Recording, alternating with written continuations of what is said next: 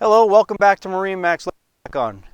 Brand new 2021 19 SPX Sea Ray Blue Dune interior. This boat just came in and is currently available. 19 SPX, ample seating in the bow, storage underneath both front seats.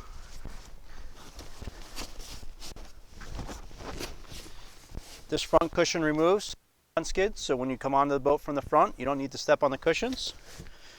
This boat has grab rails, speakers up in the front. This boat was ordered in with the upgraded upholstery. You can see the inlet here fills it in, makes it look a little bit more nicer. Okay, continuing on, this boat was ordered with the Elite package, which includes the stainless steel, bezels, latches, handles, includes sea deck on the swim platform throughout the back of the boat. Includes the blue LED lights. We've also added the digital depth finder over here on the helm. Factory is a tilt steering wheel. The captain's seat slides forward, back, has a bolster, and will spin 180 degrees so you can sit with your guest.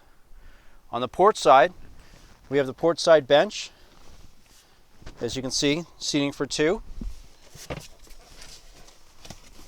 This simply folds away, so that way your passenger can sit forward looking forward. Lockable glove box up here on the helm.